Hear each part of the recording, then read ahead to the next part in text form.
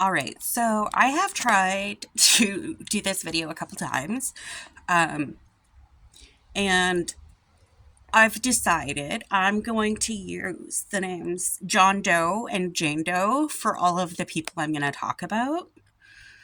Um, there are some people that are really innocent and don't need to be brought into this, and there is so many people that could be harmed if I named names for some of these people. So I'm just not going to do it. And it's not because I'm protecting the person who abused me, but it's because I'm protecting the people that care for them and me. And I think that's okay too. So, the video I'm going to talk about today, right now, is about disassociation. Now, a lot of people don't know what disassociation is, and a lot of people who know some ideas think it's all multiple personalities. Um, I do not have multiple personalities, to the best of my knowledge, anyway. But I do disassociate, and that comes in a couple forms for me. One is depersonalization, and one is amnesia. Now, I mentioned in the video about my kidnapping that I don't remember all of it, and some of it's very cloudy. That's part of the disassociation. And that's why I said I wanted the transcripts, because I can't remember all of it. My brain won't let me remember certain parts. I'm not sure why, because some of the worst parts I can remember. So I'm not sure what it is that makes my brain think I need to do this. But the most the most prominent memory I have of disassociation when I was a child was some of my depersonalization versions, where this one stark memory I have, I was being beaten in my room. It was late at night, and this man, John Doe, was over top of me and beating me frantically while yelling, whisper yelling, and telling me I had to keep my mouth shut. And if I made any sound or cried, he'd give me something to really cry about. I'm sure a few people have heard those words before. But the reason why this was such a stark memory for me was because in my memory, a large chunk of it, I was in the other side of the room looking down and watching him beat me.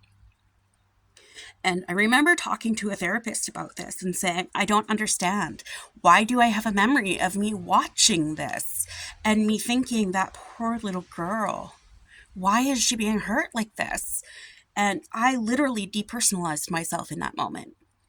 And I do remember bits and pieces. I remember feeling the shock when a metal bracelet was broken on my body.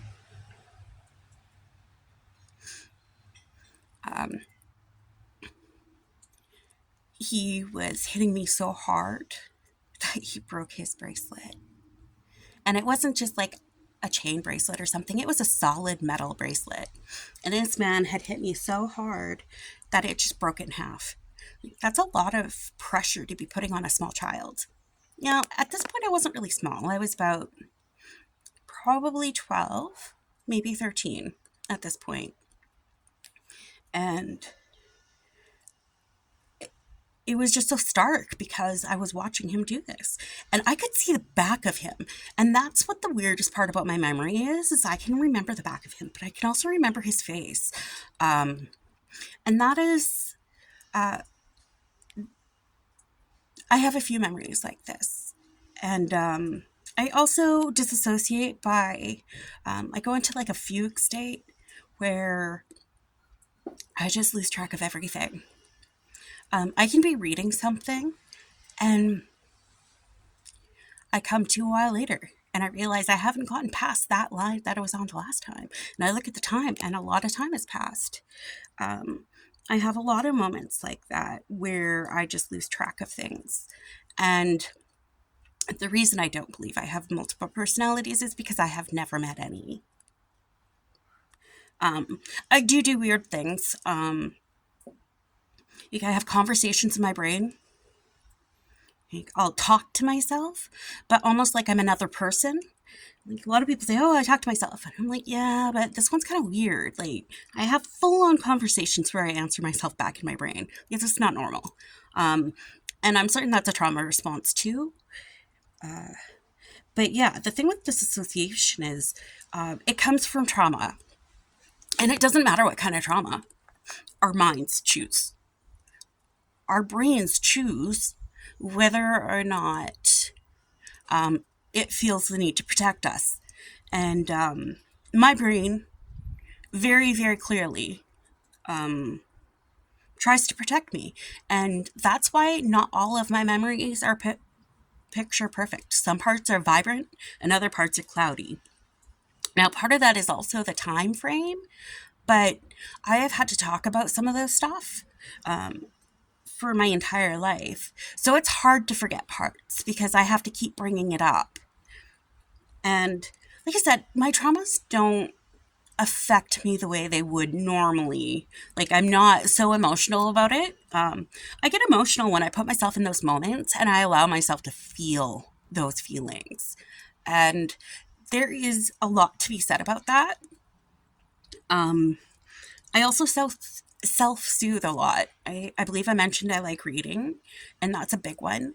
But another thing I do, I have a lot of nervous habits. I'm constantly moving my fingers, my legs, something. I have a very hard time processing things if I feel scared. If I feel scared, I go straight to flight. But if anybody else is being harmed or at risk, I go straight to fight. I don't do it for myself, just other people. And I think that has to stem with the fact that I would prefer to be kindness and love. Yeah, I have shitty thoughts and I'm not always nice. I never have been always nice. When I was younger, I was not a good human.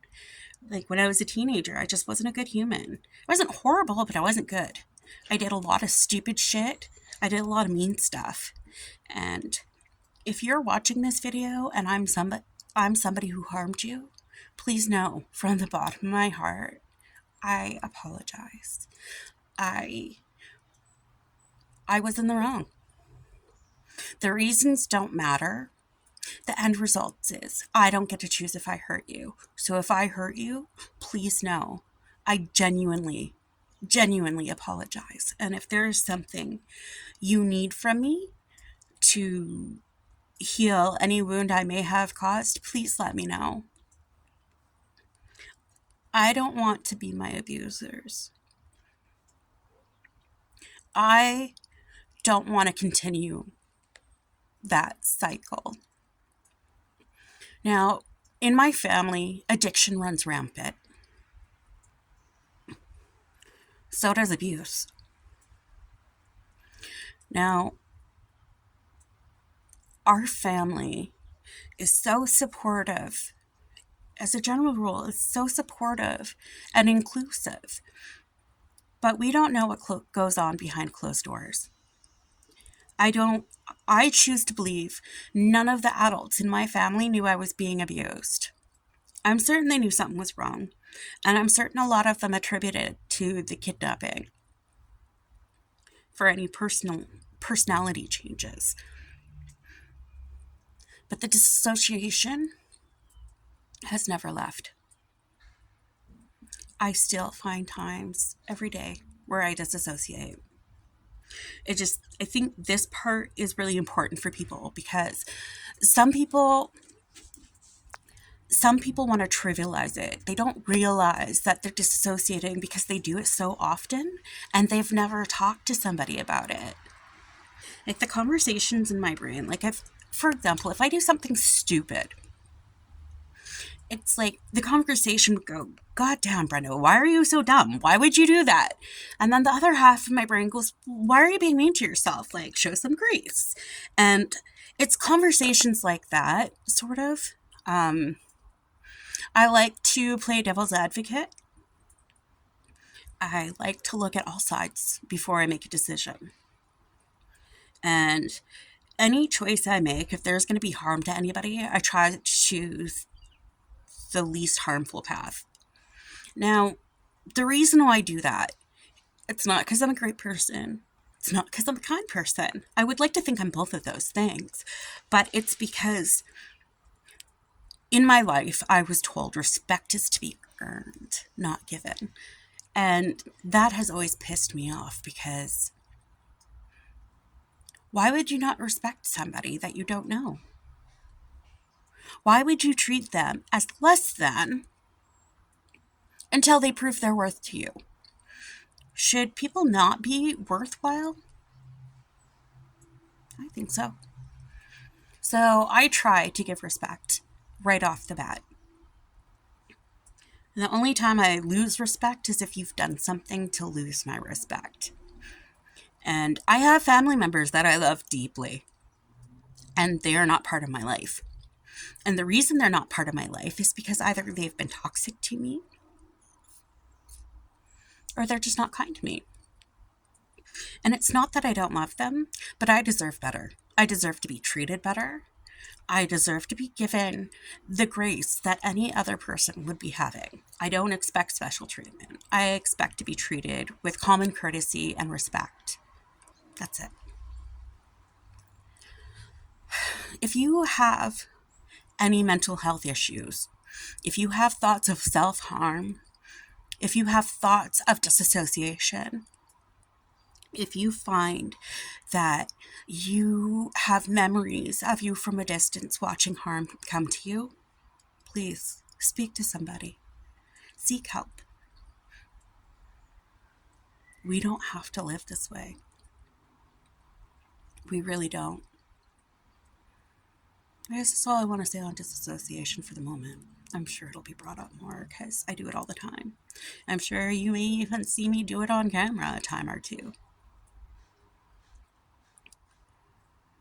Life is precious. Respect it.